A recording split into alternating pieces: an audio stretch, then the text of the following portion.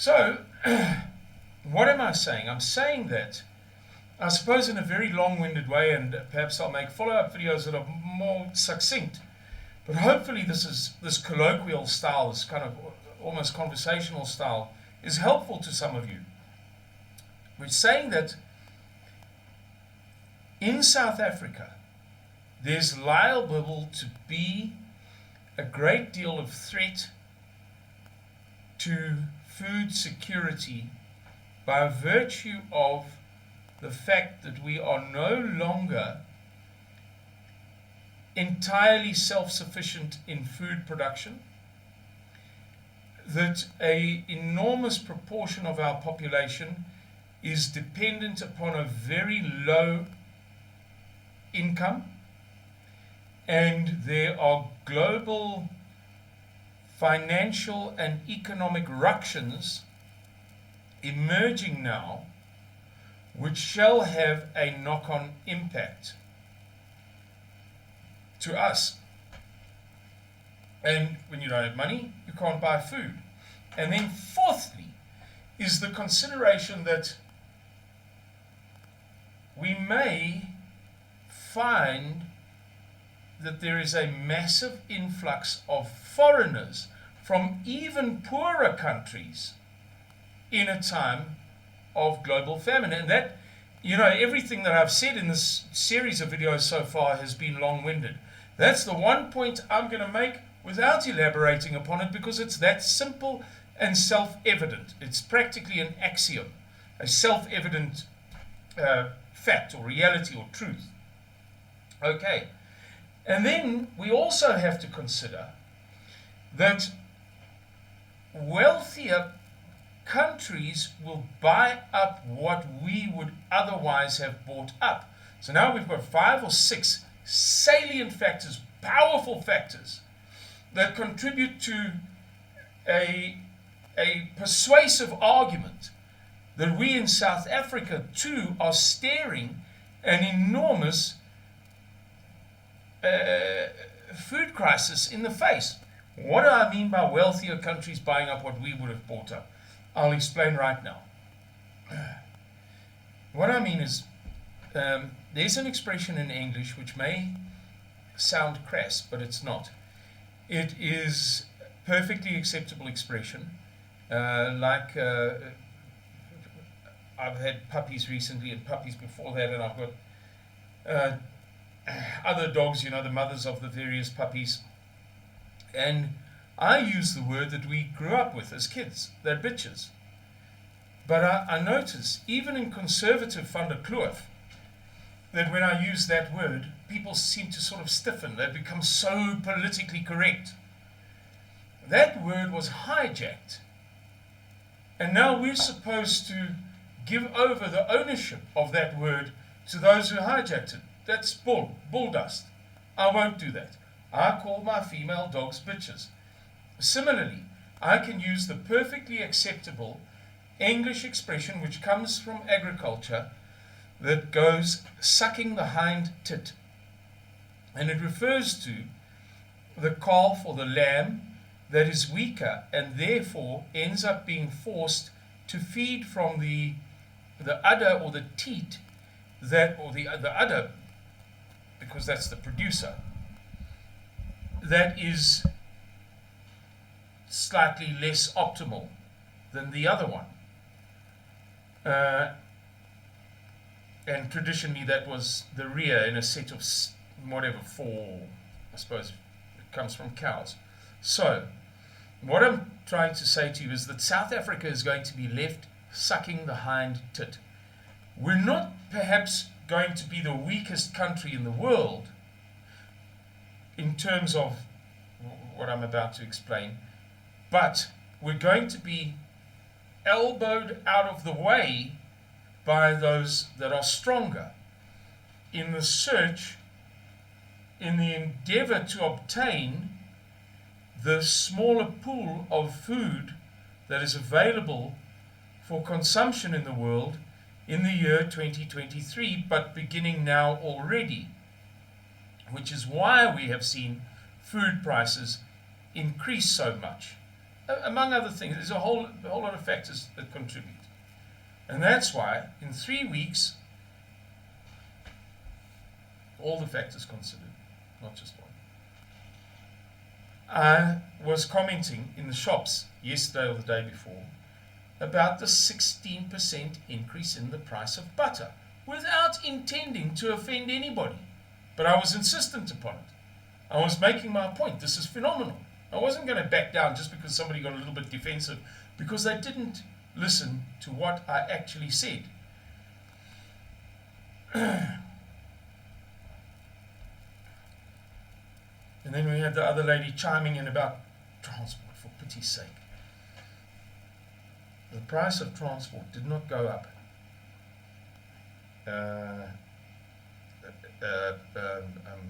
12 rand a kilogram on an 80-kilometer haul. It's just daft. I'm sorry, but it is. Maybe I shouldn't be so unkind. But anyway, the point is that not that there's suddenly no food. There's less food, but I want to eat the same amount of food, and I'm Holland, and my money is stronger than the South African rand, and my country is wealthier. Therefore, if I can't get what I used to be able to get, I'm going to spend a little bit more money to take away from the poorest. There's another way of putting it. Maybe this is clearer. Just imagine that we all became, what's the fanciest food you can get? For me, it's Atlantic wild caught salmon. It's probably sturgeon roe, from the Ukraine or Russia somewhere. Let's say it's salmon. I'm the richest guy, or I'm one of the richest, and I love to eat salmon. Beneath salmon, what comes next? It's ribeye steak. Beneath ribeye steak, perhaps it's lamb chops. Beneath lamb chops, and so it goes on. Now, when you are a country, and this is actually a good example, in Holland, I was there very briefly for Sakelanders, didn't spend very long there, but I noticed one thing. You can buy good quality salmon sandwiches and rolls, nice ones, everywhere, all over the show. So that was my snack. If I felt hungry at 11 o'clock in the morning, breakfast is now 4 hours away because I had to leave the hotel to get to a meeting. It's now 11. I don't want to wait for lunch at 1 o'clock. I would buy one of those things, or I would have them for lunch. So it's very common, good quality salmon in Holland. Well, according to me it is, according to my observation. Far more so than in South Africa. Okay. The Dutch can afford to drop a notch down, on average. We're generalizing. But if you're a squatter camp dweller in South Africa, where do you go to from pub?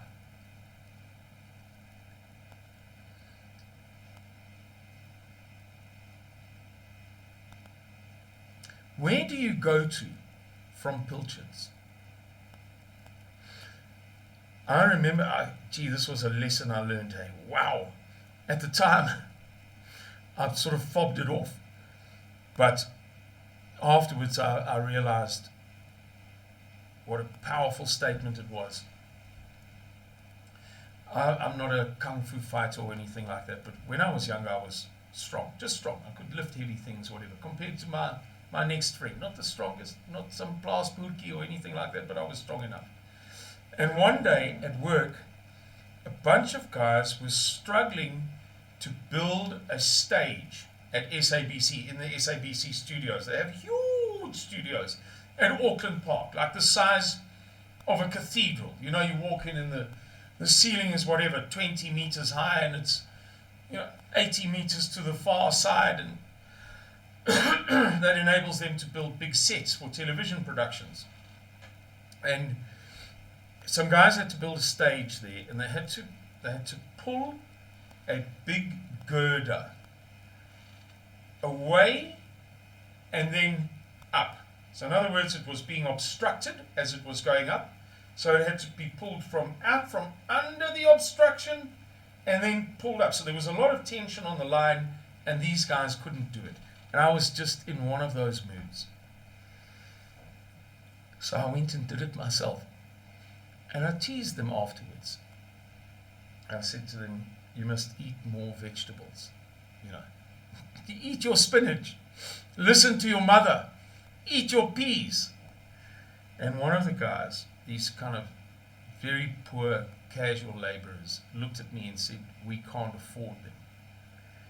And I said, rubbish, man, vegetables are not expensive. You just like meat and potatoes, meat and potatoes, meat and potatoes, which is how the guys eat. But I realized as I got older that actually vegetables are in many ways very expensive. To eat a good, healthy vegetable diet constantly is, you have to give up something else. And who's going to give up meat? You know? Who wants to give up meat? And it's a complicated subject. You housewives know this thing better than I do, and you could correct me and say, no, what? But to some young black guy, choosing between vegetable soup and a chicken drumstick with pop for lunch, there's no choice. Vegetable soup is at some level an indulgence. And again, I'm just digressing, but you get the picture. The reality is that we in South Africa are going to be struck by this famine. We cannot avoid it. Even if it's not you and me personally, it's the whole country, and I tell you it will be you and me personally. I know that I can go hunting on any number of farms at my convenience, not every weekend, but 2 or 3 times a year, and make boerewors or draaihors or biltong or like a venison mince, although it doesn't. And I'll be okay. I know that I can buy sheep wholesale. I know that I could slaughter one of my male goats, or 2, or 3, because I should get another 5 soon. No, not 5, another 10 soon, in the next 6 months. But I'm telling you that even I, with so many angles sorted out to secure my food, to secure my food security, I'm telling you that I'm going to eat less next year than I did this year. We need to possess this knowledge, because as the Lord says, my people perish for a lack of knowledge. We need, you guys, we need this knowledge. And I'm going to hammer the same theme home when we speak at greater length than we have done today about the emerging global financial crisis. It began roughly on the 25th of September. The critical fracturing phase began roughly on the 25th of September.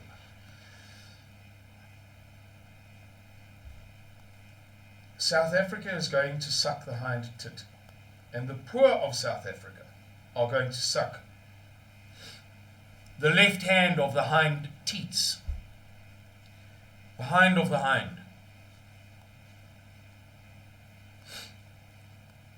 We are going to be personally and individually affected by this thing, and the people around us who are most vulnerable will become restive because of this thing.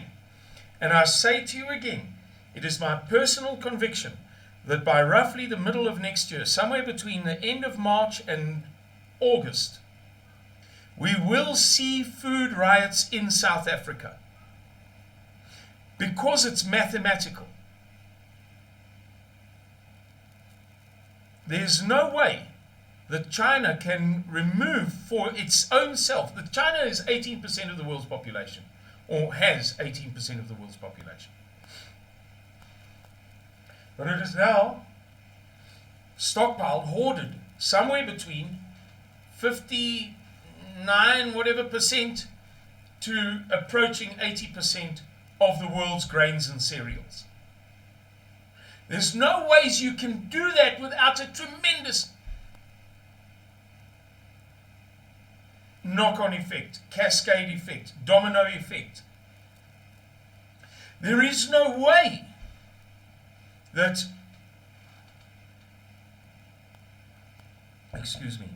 who follows chess? If you follow chess, you may know a Gadmator.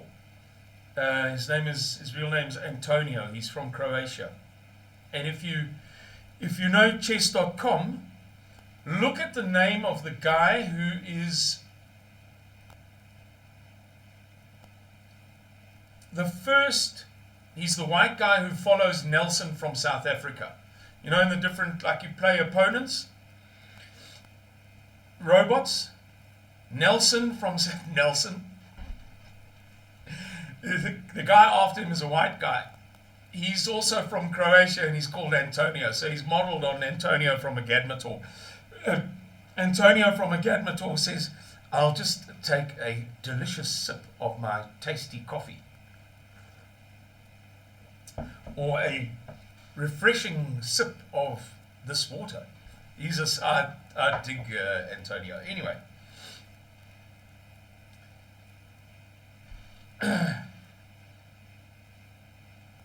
You cannot remove that amount of the food that is produced according to the demand of the world. The number of Toyotas produced every year is in accordance with the amount of demand. The amount of food produced in the world is in accordance with the demand at a fair market price. As they put it in that movie, Margin Call, the big boss who flies in the helicopter. At a fair market price. We are selling at a fair market price to a willing buyer.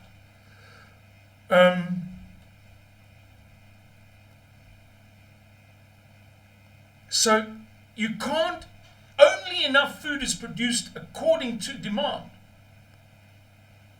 Yeah, there's some technical surpluses, like you see French farmers throwing milk away, but honestly, you can't remove that without consequence. And then on top of that, produce so much less food over the past year, as has been done, because of shortages of fertilizer around the whole world. And then forbid rice exports from the world's largest rice exporter, and plant oil exports from the world's largest cooking oil plant oil exporter, Indonesia, without enormous consequence. I'm going to do one last wrap up. Thanks, guys. Thanks for listening. Cheerio. Bye-bye.